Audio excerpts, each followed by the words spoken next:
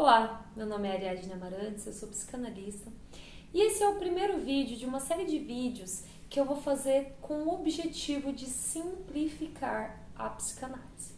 Para simplificar a psicanálise, eu preciso começar no básico, que é o inconsciente. Eu sei que Freud falou assim: a pedra angular sobre a qual repousa a estrutura da psicanálise é a repressão. Mas para a gente entender com clareza a repressão, nós precisamos primeiro entender o objeto de estudo da psicanálise, que é o inconsciente. Porque assim, para entender qualquer coisa a respeito de psicanálise, é preciso compreender o inconsciente. É preciso assimilar o inconsciente assim de uma forma que fique muito clara. Então, meu objetivo nesse vídeo é trazer essa clareza a respeito do que é o inconsciente.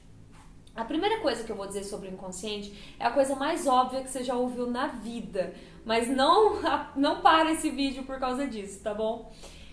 O inconsciente é tudo aquilo que não é consciente.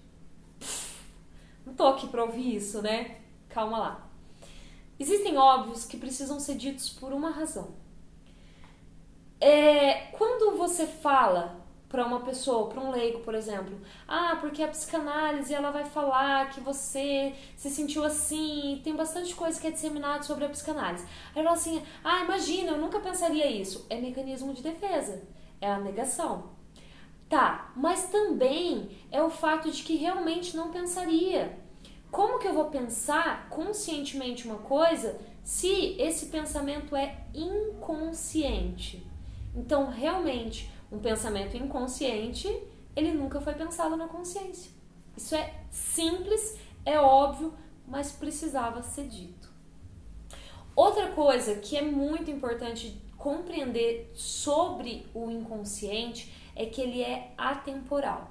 E essa questão do atemporal do inconsciente é algo que pode confundir muito lá na frente, quando a gente vai entender as questões da técnica de psicanálise. Por quê?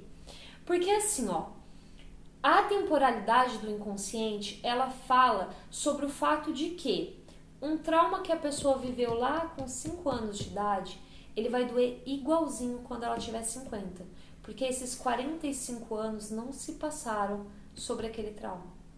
Tanto que as pessoas podem te contar uma história de uma situação que aconteceu 10, 20, 30 anos atrás e ela vai falar daquilo como se fosse hoje. Ela vai descrever em detalhes e o sentimento que você vai perceber que ela está contando aquilo é real para ela.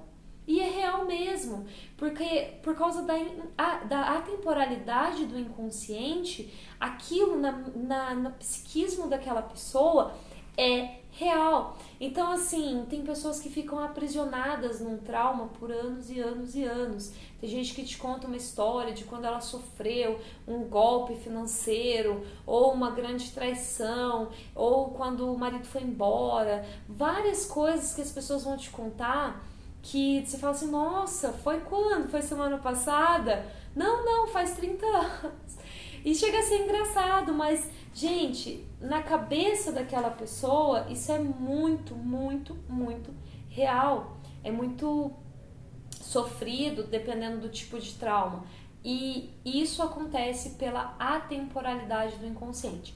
Tanto que acontece ato falho da pessoa ela falar assim, ao invés dela falar assim, porque aí eu estava lá naquela situação, ela fala assim, aí eu tô lá naquela situação, e ela não percebe que ela tá falando de uma coisa do passado como se ela ainda estivesse lá. Porque o ato falho é quando você troca uma palavra, você nem percebe que você trocou aquela palavra, mas o sentido do que você está dizendo muda completamente. Então, ao invés da pessoa falar, eu estava naquela situação difícil e tal, não sei o quê, ela fala, eu tô nessa situação. Olha como muda completamente, porque ela tá realmente lá, por causa da atemporalidade do inconsciente. Então, esses dois detalhes aí são muito importantes na compreensão do inconsciente. Mas vamos lá, como que eu vou assimilar esse inconsciente? Vou tentar colocar isso para vocês de uma maneira assim bem prática, tá bom? Então, vamos começar com o que você almoçou hoje? Ou o que você tomou no café da manhã se você ainda não almoçou? Ou o que você jantou ontem? Daí, faço uma outra pergunta. Qual que é a placa do seu carro? Ou qual que é o seu endereço? São perguntas simples, mas que você precisou dar uma pensadinha para lembrar, né? Tipo assim, não tava ali na sua cabeça, enquanto você tava aqui ouvindo uma explicação sobre trauma, a placa do seu carro ou o endereço da sua casa. Tá. E se eu te perguntar qual foi o primeiro presente que você ganhou de Natal? Ou se eu te perguntar como que foi seu primeiro dia de aula? São coisas que você precisa pensar um pouco para lembrar, para trazer a memória. Por quê? Porque tá aí, mas tá e não tá. Não tá aqui no seu pensamento consciente. Então onde que tá? Onde ficam as nossas memórias? Segundo a teoria psicanalítica, as nossas memórias, elas estão no inconsciente, tá? E aí tem uma diferenciação do inconsciente com o pré-consciente com o consciente. Esse vídeo não vai explicar sobre isso, essa é a primeira tópica freudiana ou teoria topográfica. Mas eu não vou explicar sobre isso aqui, no vídeo futuro eu vou explicar detalhadamente as diferenciações, o que é diferença só para explicar e o que também é diferença real ali dentro dessa teoria topográfica. Mas vamos lá. Então, esses pensamentos, essas memórias, as capacidades cognitivas. Quando você começou a dirigir, por exemplo, para quem já dirige, né? Às vezes tem alguém mais novo aí que não dirige, mas você precisava, quando você foi andar de bicicleta ou outra coisa assim, você não precisava pensar bastante para fazer? E agora não vai tudo no automático? Onde que tá esses conhecimentos que antes eram difíceis e agora são simples, são corriqueiros? Então, tudo isso são processos do inconsciente. O inconsciente armazena as nossas memórias e o inconsciente também armazena os nossos traumas, que aí é a teoria da repressão, que eu vou só introduzir aqui com uma metáfora do Freud que nós usamos para explicar tanto a repressão quanto o inconsciente. Então, imagina que você está numa sala de aula e aí tem um professor ali explicando e aí os alunos estão ali ouvindo a explicação desse professor, tá? E de repente alguém começa a fazer um barulho, começa como é que você vai prestar atenção numa aula com alguém gritando? Impossível, né? Então, aí as pessoas começam a bater, começam a chamar atenção e joga bolinha e não sei o quê. Qualquer um que já esteve numa sala de aula sabe que é impossível continuar uma aula com um aluno bagunceiro. Seja como professor, seja como aluno, você entende que não dá para você prestar atenção numa explicação, assimilar um conteúdo com uma bagunça acontecendo aqui. Tá. Então, imagina que então dois alunos vai lá, pega esse aluno bagunceiro e leva ele para fora da sala, fecha a porta da sala e para garantir que ele não vai voltar, esses dois alunos pegam a cadeira deles e sentam ali na porta. E o professor, vou então continuar a aula, que não dava para eu continuar ali naquela situação. Tá. Aí, esse aluno que tava fazendo bagunça e agora tá lá fora, ele começa a esmurrar a porta. Esmurrar a porta. Tá, ele continuou atrapalhando a aula. Não foi suficiente colocar ele pra fora. Aí, o professor vai lá, traz esse aluno aqui, né, pra dentro, explica pra ele, olha, como é que eu vou dar aula com você fazendo essa bagunça? Como é que seus colegas, como que você vai compreender a matéria que eu tô tentando ensinar aqui com você fazendo essa bagunça?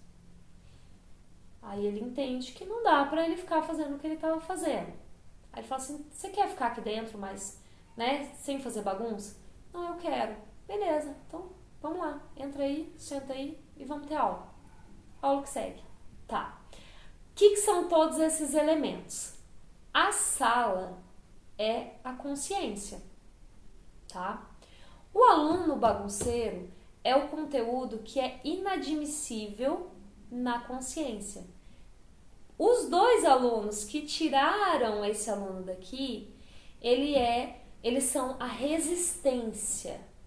Eles colocaram lá fora, fecharam a porta e firmaram ali, ficando na porta, a resistência. O processo de tirar ele e jogar lá fora é o processo da repressão. E o lá fora da sala é o inconsciente.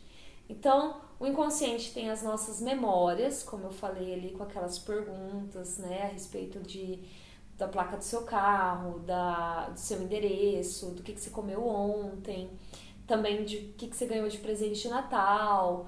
São as memórias que estão lá no inconsciente. Mas o inconsciente também é onde ficam esses traumas, esse conteúdo que foi, porque o processo aqui de tirar esse aluno daqui, né, feito pela resistência, é o processo de repressão, ou outra terminologia que é usada é recalque. Então, o processo de repressão ou recalque é esse de tirar e colocar para fora da consciência.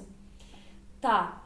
Então, lá no inconsciente também estão os traumas, os conteúdos reprimidos. Conteúdo reprimido e trauma é a mesma coisa. O trauma é o conteúdo reprimido que tá lá, né? Basicamente é a mesma coisa.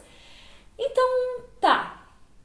E o processo de trazer esse conteúdo para cá? É o processo de tornar consciente o inconsciente. Tem uma frase do Jung que ela fala assim, ó: até que você torne consciente, o inconsciente vai dominar a sua vida e você vai chamar isso de destino. Porque quando o aluno estava lá batendo, ele é um sintoma. Porque o inconsciente, ele vai gritar os seus conteúdos traumáticos. Então, o aluno ali batendo na porta, ele é um sintoma. O sintoma, ele é um grito do inconsciente que quer vir à tona, que quer exigir o seu espaço. Tá. Então, esse conteúdo, quando ele vem para a consciência, o tornar consciente o inconsciente, é o processo terapêutico da psicanálise. Tornei esse conteúdo consciente, o conversar com esse conteúdo, ele é o ressignificar que nós usamos na psicanálise. É mudar o paradigma, é olhar de outra forma, é enxergar outra perspectiva em prol da transformação. O que foi a transformação aqui nessa nossa metáfora? O aluno sentou e a aula continuou. Até uma curiosidade aí adicional é: como que eu vou concentrar-me na aula? Qual que é um sintoma da depressão? Um sintoma da depressão é a falta de foco, a falta de concentração. Eu não consigo me concentrar para fazer uma leitura, eu fico constantemente. Por quê? Porque eu sou como esse aluno perdido ali na sala de aula. Então, já é um sintoma quando tá na consciência e se torna mais ainda um sintoma quando tá lá gritando no inconsciente. Então tá, o inconsciente, ele tem as nossas memórias e ele tem o nosso conteúdo traumático por trás. O inconsciente, ele também fala por nós nas pequenas e nas grandes situações. Tudo tem no nosso inconsciente. Se você pensar em um número totalmente aleatório, tá? E você pensar sobre o que esse número significa para você, ou uma palavra aleatória, o que ela significa para você, você vai puxar um fio de associação que vai te levar em diversos lugares e você vai compreender que no inconsciente nada é por acaso. Então assim, ó, o inconsciente, ele é o objeto de estudo da psicanálise. Os psicanalistas, eles vão buscar esse conteúdo inconsciente, trazer esse conteúdo à tona e ensinar a pessoa a lidar com esse conteúdo, ressignificar alguns conteúdos que são traumáticos, ensinar ela a compreender esses processos inconscientes que acontecem e que de repente acabam sendo incompatíveis, tal como aquele estudante fazendo bagunça. Por onde nós estudamos o inconsciente? Na interpretação dos sonhos. Os sonhos, eles falam muito. O inconsciente ali os sonhos é como se abrisse aquela porta lá da resistência, a porta do inconsciente, e os sonhos passassem. Com o detalhe de que lá antes de passar, eles têm que vestir uma fantasia. Então, essa fantasia, ela vai ser o deslocamento, ela vai ser a condensação, tem vários fenômenos, esse é assunto de outro vídeo. Mas eles vestem uma fantasia e podem então vir para a consciência. Quer dizer que meu sonho não é literal. Nenhum sonho ele é assim literal. Mas isso é assunto para outro vídeo. Então assim, o inconsciente ele fala através dos sonhos, o inconsciente fala através dos atos falhos, o inconsciente fala através dos xixes. O que é os xixes? É aquela brincadeirinha por alto, tá, gente? aquela brincadeirinha com fundo de verdade que eu falo para dar uma aliviada no meu inconsciente, para dar uma aliviada ali na minha vontade de falar aquilo, mas eu falo assim, né, na brincadeira, porque é algo que não é admissível se falar conscientemente. É um conteúdo que é meio inadmissível conscientemente, então eu deixo ele escapar através de uma brincadeirinha, né? Que fala assim, toda brincadeirinha tem um fundo de verdade, é isso mesmo. Mas, assim, fala-se através dos sonhos, fala-se através dos atos falhos, fala-se através dos xixes e fala-se através da associação livre. Lembra que eu te falei que se você pensar num número, se você pensar em uma palavra, você puxar e pensar um pouco mais sobre aquilo, você vai puxar fios de associação que vão te levar de um lugar no outro, de um lugar no outro, porque o inconsciente ele é totalmente conectado, ele não tem assim aleatoriedade, tá? A associação livre, que é a técnica utilizada pela psicanálise, o paciente ele vai lá, ele vai falar, e apesar da fala consciente dele dizer algumas coisas, tem falas inconscientes por trás. Aquela famosa frase que diz assim, quando Pedro me fala sobre Paulo, eu sei mais sobre Pedro do que sobre Paulo. Então, às vezes a pessoa tá falando sobre uma situação de fulano, olha que absurdo que fulano fez. E aquilo tá escondendo, na verdade, algo que de repente ela gostaria de fazer. Aquilo que eu recrimino no outro exageradamente, muitas vezes é aquilo que dentro de mim tem alguma verdade. Então o inconsciente ele fala através da associação livre. Quando eu falo assim, de repente que eu sou uma pessoa muito rígida, eu sou uma pessoa muito focada, eu tenho que fazer tal coisa, eu tenho que fazer tal coisa. De repente eu tô falando sobre como tudo tá muito pesado pra mim. Quando eu falo assim, não, porque eu tenho uma rotina, que eu estudo de manhã, eu trabalho de tarde, eu faço isso, eu faço aquilo, daí eu treino, daí eu cuido da casa, eu cuido dos filhos, eu não sei o quê, e eu dou conta de tudo, e eu sou a super mãe, eu sou a super mulher, eu sou a super... Ou eu sou o super pai, eu sou o super marido, eu sou o super... E de repente eu começo a falar sobre... Nossa, semana passada eu fui no médico que eu tava com uma dor nas costas. Peraí, será que não é o meu inconsciente me falando que esse ser um super tudo tá me sobrecarregando? Né? Aí a gente fala do psicossomático, né? Que aí é essa formação de um sintoma físico que é um grito bem forte daí do seu inconsciente falando assim, ei, para, desacelera, me dá um respiro aqui. Ou quando de repente eu falo o oposto disso, não, porque a gente só vive uma vez, eu faço mesmo, tudo que eu quero eu compro, tudo, eu não penso no amanhã. Eu tô falando sobre uma vida que eu vivo somente pro prazer, sem um objetivo maior. Então de repente o meu inconsciente tá falando a respeito de como eu não consigo enxergar uma perspectiva de futuro. Então eu vivo somente o presente porque eu não consigo enxergar um futuro para mim. O que eu vou fazer lá no futuro? Quais são meus objetivos? De repente eu não tenho objetivos. Então eu vivo somente do momento porque eu não estou buscando nada. Então o inconsciente ele vai falar. E ele vai falar nas entrelinhas. Então às vezes eu estou falando uma coisa... E principalmente a escuta do psicanalista, ela não vai estar ouvindo os fatos. Aquilo que você está falando é fato, o psicanalista não vai estar ouvindo isso. Ele vai estar ouvindo o que está nas entrelinhas disso que eu estou falando. De repente eu estou falando sobre como a sociedade mudou, como os tempos antigamente era diferente. E por trás dessa fala... Então, uma dificuldade minha em me adaptar ao novo. E por quê? Então, o inconsciente ele fala através dos sonhos, o inconsciente ele fala através dos atos falhos, o inconsciente fala através dos xixes, o inconsciente fala na associação livre, mas aí já exige uma escuta mais qualificada. Bom, é isso. Eu espero que você adquira essa escuta qualificada, né? Se você é um estudante de psicanálise, ou mesmo se você é um leigo que quer escutar mais a si mesmo, compreender melhor os seus pensamentos. É claro que você não pode analisar a si mesmo, tem fenômenos que vão impedir isso, né? Uma coisinha ou outra é possível analisar, mas conteúdos traumáticos, conteúdos aí mais profundos, não é possível fazer uma análise de si mesmo, mas um conteúdo mais simples é possível sim. É possível você olhar, peraí, por que eu me senti assim sobre tal coisa? Por que eu sempre me sinto assim sobre tal coisa?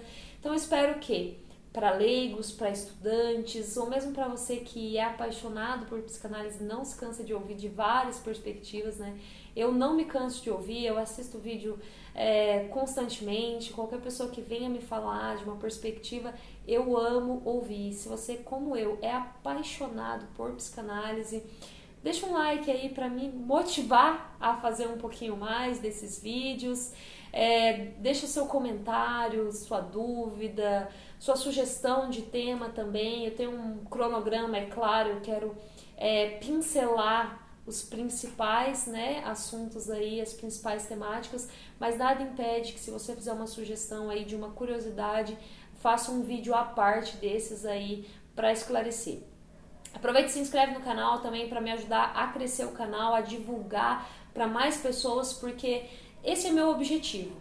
Meu objetivo é simplificar a psicanálise a qualquer pessoa que tenha interesse. Então também, se tiver difícil de compreender, principalmente o pessoal aí que é mais leigo, não é estudante da área, não tem nada na área aí, me dá um feedback, me fala, nossa, tá difícil de compreender em tal ponto.